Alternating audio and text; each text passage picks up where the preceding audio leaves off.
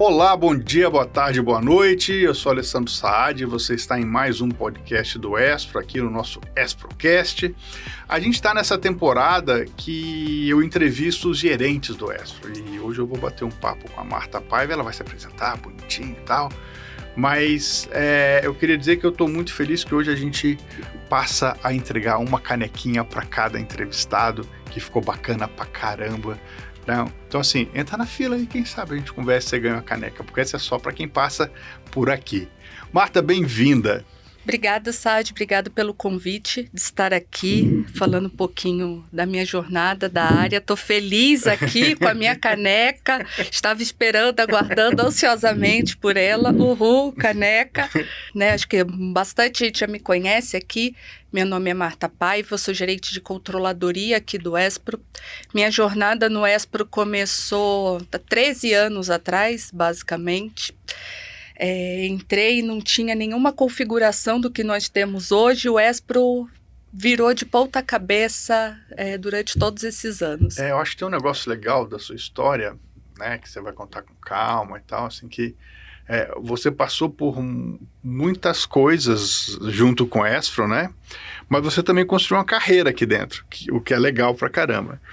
Então, eu queria que você contasse um pouquinho pra gente, assim, da sua formação profissional, e aí depois, como é que foi passar aqui dentro, pelas áreas, pelas posições que você ocupou, até chegar na controladoria? Eu sou formada em Ciências Contábeis, tenho pós-graduação em Controladoria, fiz curso de formação em Compliance Officer, tenho diversos cursos na área financeira. Então, tudo que tem uma novidade ligada a controle, processos, projetos e contabilidade, eu acabo fazendo número, você se interessa. Exatamente. Você não sabe como o olho dela brilha numa planilha. Uma coisa de louco. Confesso, eu adoro um Excel. Então, enfim, sempre trilho e estudo bastante, tudo relacionado. Gosto de fazer isso, eu gosto de ver um processo, de desenhar um processo, de um fluxo, eu gosto de ver dar certo, eu tenho prazer em manter o registro adequado e entregar ao final do período a demanda, enfim. No meu caso, nosso caso, né, orçamento, balanço, enfim, mas isso me traz satisfação.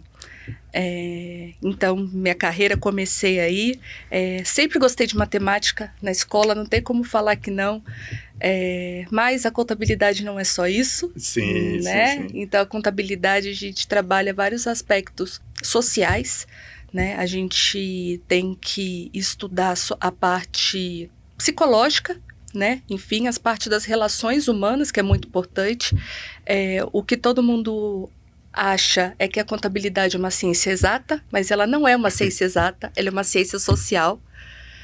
Então, ela estuda o patrimônio, né? E o patrimônio ele é impactado por decisões, e as decisões são humanas.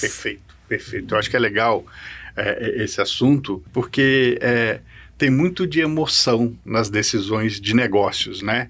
Exatamente. Então, decisão de investimento, de escolha de mercados, de estratégia de negócio, isso impacta com certeza nos resultados. E a medição ou a escritura desses resultados, escrituração desses resultados, é um pedaço importante até para a gente entender o que aconteceu e como a gente melhora, né? Então, pegando um pouquinho da contabilidade com a controladoria, né? Funciona muito como um mapa do que está acontecendo e como a gente corrige a rota, né? Então, antes de falar um pouquinho da sua trajetória no Espro, deixa eu entrar aqui um pouquinho nisso, né? Assim, de talvez você destacar para as pessoas que não têm tanta intimidade com a área, como a controladoria é importante como suporte na condução dos negócios, das estratégias, né? Independente de ser um negócio social, né? Ou não, a importância da controladoria como suporte à decisão de negócios. Dentro do Espro, a gente tem uma estrutura de controladoria que ela é um pouco diferente da grande maioria do mercado, né? No Espro, a gente atua com a contabilidade, fiscal, processos e controladoria dentro da gerência de controladoria. Eu acho excelente, porque a gente entende o processo do início até o final, que é o registro. Então, a gente consegue participar de todo o fluxo, né? No mercado, quando a gente vai para o mercado, geralmente a controladoria ela é separada da área de contabilidade fiscal e a área de processos é outra coisa. Perfeito. Então, geralmente é assim que a gente encontra no mercado. Então, nesse sentido, a controladoria, e aí eu vou pegar como área, né, completa, com todas as suas departamentos ali embaixo da estrutura do Espro. A gente estabelece um critério, controla de acordo com as boas práticas de mercado e legislações pertinentes. Então,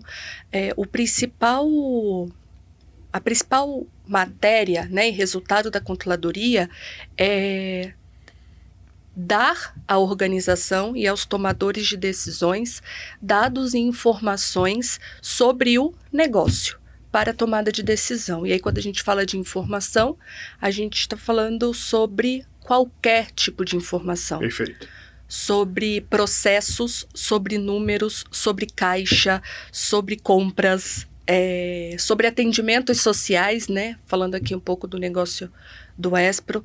Então, a gente estrutura, né, os processos para que ele gere informações necessárias e relevantes para a nossa tomada de decisão. Então, a gente começa bem antes.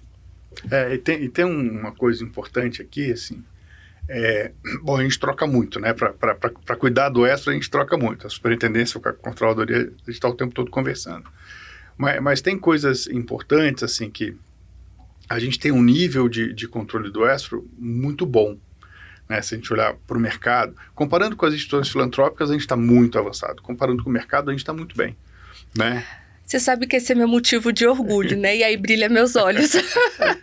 Mas é isso. E essas trocas nossas para definir, por exemplo, qual vai ser a estratégia do ano e a estratégia construída, que tem aqui o impacto social, mais o retorno financeiro, porque se a gente não trouxer recurso, a gente não consegue ter o impacto.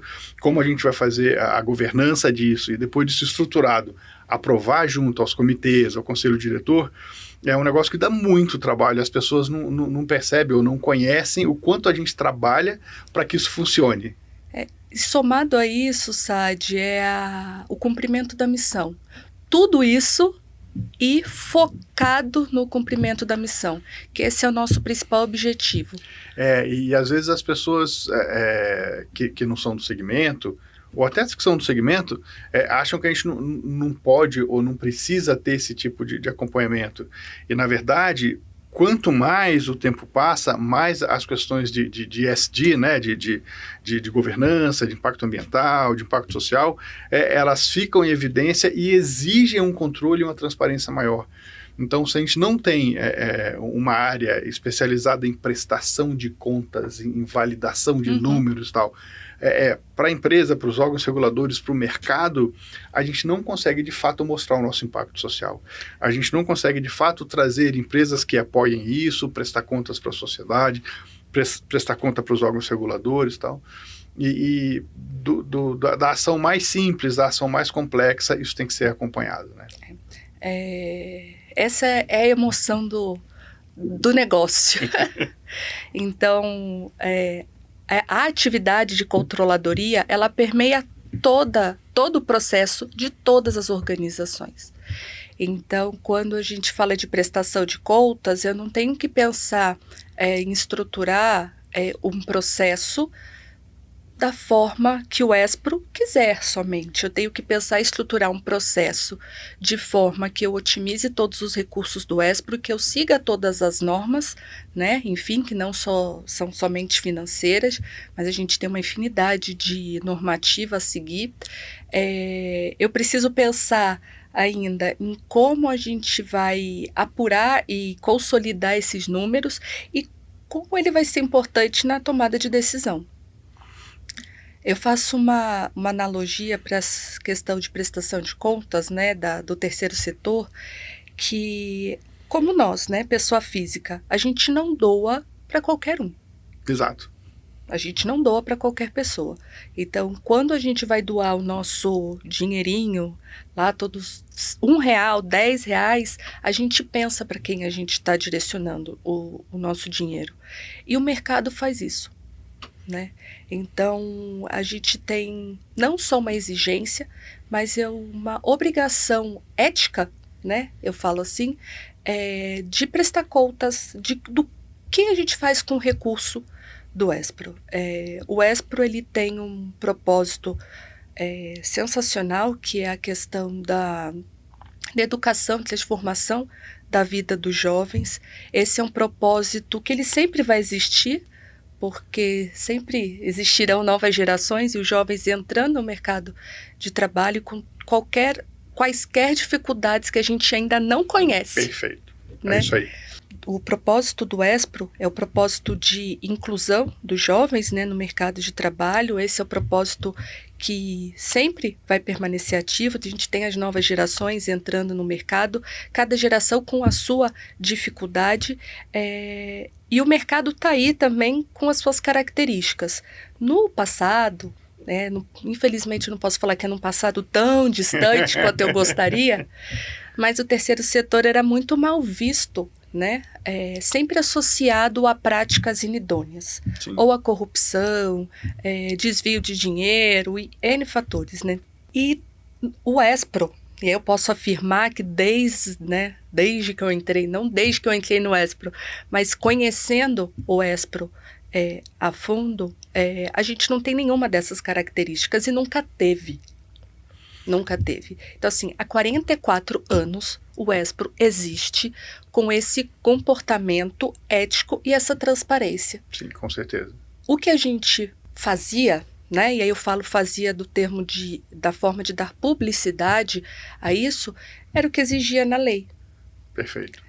Agora, o mercado, e aí quando a gente fala mercado, é a sociedade, os nossos parceiros, os nossos clientes, bancos, fornecedores, enfim, mídia, os jovens, eles querem mais informação. Então, a gente vive um momento de informação, de todos os níveis, não só uma prestação de contas financeira. E o impacto da sociedade está cada vez mais forte, né? Pegando carona na sua fala, essa questão da regulamentação, ela sempre existiu e era condição sine qua non da existência da instituição filantrópica cumprir, né, o que demanda a legislação. Mas isso que você está trazendo, do mercado, das empresas, da sociedade civil, demandarem mais informação, mais transparência, mais publicidade do que é feito, né, eu vejo como uma coisa muito positiva para as entidades que trabalham direito como a gente. Exatamente. Porque aí quem não trabalha direito não tem como esconder.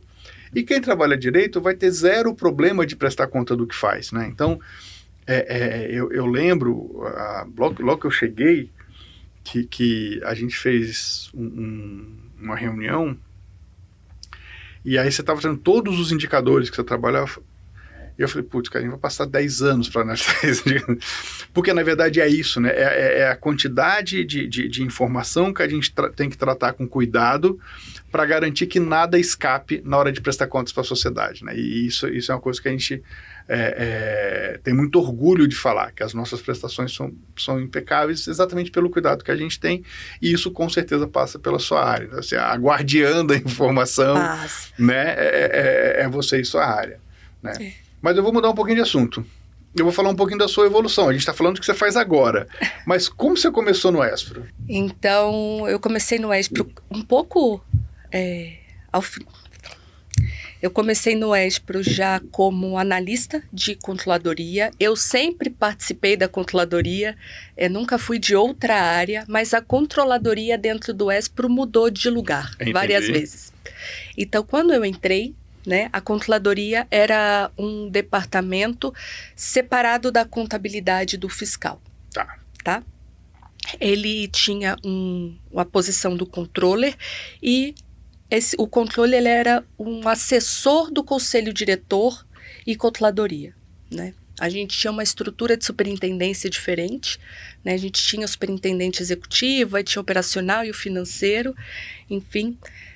Com a evolução, né, da governança dentro do Espro, a controladoria ela também foi mudando de posição, então ela saiu de uma posição de prestadora de contas para o conselho diretor e veio para uma posição de facilitadora do processo operacional, então de controle mesmo do processo. Então, assim, esse movimento, né, de área, ele por si só já provoca uma mudança no perfil e no comportamento, enfim, nas necessidades do profissional. Então, quando eu entrei no Espro, voltando aí à pergunta, eu entrei numa área, a gente estava começando a falar sobre orçamento e custo, a gente não tinha nada de informação, e eu fui construindo com os gestores e com os superintendentes e o controller, enfim, a gente veio construindo a sistemática de informação dentro do Espro para que a gente conseguisse consolidar e analisar. Então, assim, tudo isso é uma construção de passos pequenininhos, né? Porque o Espro, quando eu entrei em 2010, o Espro já era uma entidade grande, a gente já tinha basicamente todas as filiais, né? Lógico que em volume menor, mas a gente já atuava de forma capilarizada. Então, é muito difícil uniformizar e trazer todas as informações. Então, a gente entrou com a cultura de orçamento e cultura de custo, padronizando informação e sistema. E aí, lógico que acompanhando toda a transformação do Espro durante o período. Então, eu entrei como analista, participei desse processo, participei do processo de troca de superintendência, né, no passado, de reestruturação, e toda mudança que teve no Espro, eu tive a oportunidade de estar no meio. Por quê? Porque eu era geradora da informação. Sim, sim. Eu conhecia o negócio do ponto de vista estrutural de informação. Não só disso, porque para a gente conhecer os números e os processos, a gente tem que entender a fundo o que acontece. Então, eu conseguia colocar informações numéricas ou descritivas, o que a gente fazia de forma resumida. Então, todas as oportunidades que eu tive dentro do Espro de aprender algo ou de entregar além daquilo que a minha função e a minha cadeira esperavam, eu aproveitei. Na controladoria, a gente não tinha uma área, né, muito grande, então, a princípio, era eu, o controller e mais 3 analistas. A gente teve uma reestruturação, o controller saiu, eu continuei tocando a área, e aí respondendo ainda para o conselho. Quando eu vim para estrutura operacional, né, para baixo da superintendência, eu vim como gerente. Então, eu saí de analista júnior até chegar a controller júnior. Tá, isso tudo dentro da controladoria, respondendo diretamente para o conselho diretor. Tá. E aí, quando eu migrei do conselho diretor para a estrutura organizacional, embaixo da superintendência, eu vim como gerente de controladoria. E aí, a área de controladoria expandiu as suas ações, a sua abrangência. Entendi. E aí a gente conseguiu fazer um trabalho bem bacana. E aí foi abraçando mais coisas, né? Então tem a questão de LGPD, tem a questão de processos, a gente mexeu na área de qualidade. Que agora é processos. Bom, a gente está olhando para dentro. Vamos olhar um pouco para fora agora. Na sua visão, o que vem por aí? O que vem pela frente para a área de controladoria que impacte no terceiro setor, que impacte na nossa atuação? Do ponto de vista global de controladoria, eu acredito que a gente tem um futuro de publicidade das nossas atividades, de transparência, de número, de resultado mesmo, de impacto, né? Como a gente falou agora há pouco, a sociedade tem requerido mais informações. Então, eu acho que o futuro da controladoria vai ser esse: fornecer informações relevantes, né, para os nossos públicos envolvidos. E quando a gente fala de fornecer informações, parece muito simples, mas a gente está falando de fornecer informações que vêm da sociedade, passando por uma transformação digital absurda, né, em todos os segmentos que a gente tem. Então, a gente tem trocas de sistema, a gente tem mudança na forma de relacionamento e atendimento dos nossos jovens. Então, antes da pandemia, a gente tinha um relacionamento com jovens 100% presencial. Durante a pandemia, a gente migrou para 100% digital. Aprendeu a fazer digital a duras penas. Agora a gente veio para um momento de modelo híbrido e a gente não sabe o que vai vir para frente. Né? O que a gente sabe é que a gente vai mudar. A certeza única que existe é que vai mudar. Né? Para onde a gente não sabe, a gente tem que estar pronto para isso. Né? E olhando para a sua área, para o seu time e tal, o que vocês vão aprontar mais para frente? O que está no seu radar? Mas aí é spoiler demais, sabe? Sem surpresa. Não, tem que ter um evento surpresa. Agora, o que a gente tem feito, assim, eu posso falar de médio prazo. A gente tem trabalhado muito com as áreas e com o time de tecnologia nos processos do Espro, com o objetivo de facilitar e otimizar o tempo de todos e a gente colocar tudo isso para sistema. Né? Então, quando a gente fala em trabalhar e colocar tudo isso dentro do sistema, a gente está falando em diminuir bastante o trabalho manual de todas as equipes aqui e liberar tempo das pessoas para a gente fazer aquilo que a gente mais gosta e aquilo que a gente nasceu para fazer, que é atender e transformar vidas, enfim, seja dos jovens ou seja nossa, através da aprendizagem. Deixa eu fazer uma provocação, assim, porque esse assunto é um assunto tão importante, assim, e é uma ação que eu acho que é meio ingrata, né? Porque assim, a gente trabalha muito e o resultado ele não acontece rápido, né? Então, quando a gente está redesenhando um processo, quando a gente está escolhendo uma nova plataforma, uma nova ferramenta, quando a gente está implementando isso, a gente tem uma sensação de que as coisas não estão andando, que a gente não está entregando, que a gente está patinando, né? E toda implementação tem um momento ou outro que vai patinar mesmo, mas a sensação é que as coisas não estão andando, né? Você sente isso, que as pessoas têm essa sensação de que enquanto a gente está mexendo aqui, parece que a gente não está fazendo? Tenho. Isso é algo que nós precisamos nos policiar sempre, porque nós somos humanos, né? Às vezes a gente espera que as coisas aconteçam no nosso tempo, e não é bem assim. A gente tem uma organização de quase 600 pessoas, um atendimento enorme, né? Muitas pessoas passam pelo Espro, então nada é rápido, nada é simples. E o que a gente está propondo, né, o que a gente se dispôs a fazer no Espro é algo bem profundo. É algo que vai mudar muito a forma como a gente trabalha hoje.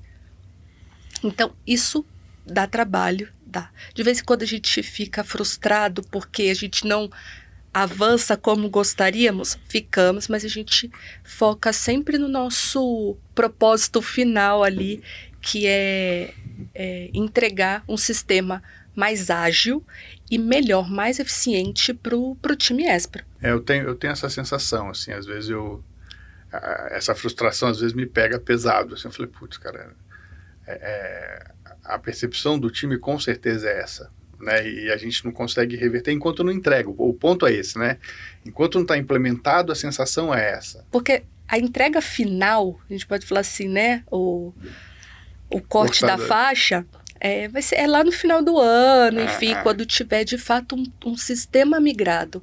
Mas a gente tem percebido pequenas vitórias todos os dias. Então, com as áreas que a gente tem tido contato já no processo, a gente percebe a satisfação dos colaboradores em transformar aquele processo que, enfim, eles discordavam de algum ponto ou tinha alguma sugestão de melhoria que não tinha sido implementado, e fazer parte de tudo isso e de construir.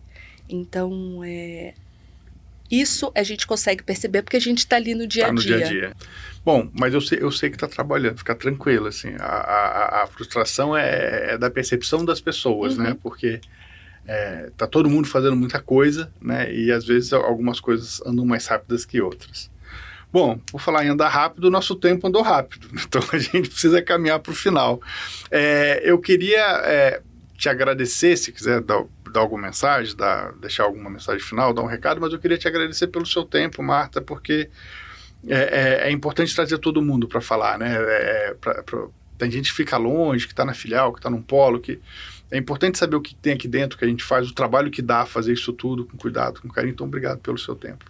Obrigada, Sadi. Eu agradeço o convite. Falar um pouquinho do que a controladoria faz no ESPRO, eu acho que é muito importante, para mim é muito gratificante, e aí particularmente porque eu participei de toda a transformação.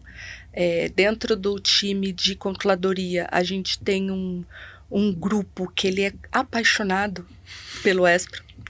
É um grupo que tem, em média, tantos anos de ESPRO quanto eu, né? Então, assim, é um grupo um pouco mais antigo aqui, passou por bastante coisa dentro do ESPRO, e é um grupo que eles estão com um brilho nos olhos para fazer acontecer, para ver o ESPRO crescer.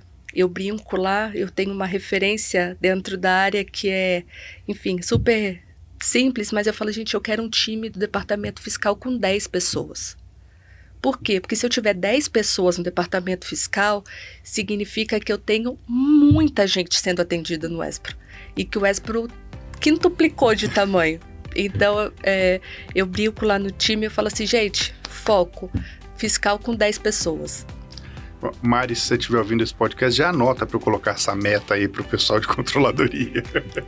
Pode colocar que está todo mundo engajado nisso. Boa, Marta, obrigado. Pessoal, esse foi mais um ESPROcast, você pode ouvir a qualquer momento, né? Sabe? Ouça os outros episódios, a gente conta mais coisas de outras áreas das filiais, e a gente se vê em breve no próximo ESPROcast. Eu sou Alessandro Sadi, superintendente executivo do ESPRO. Fui.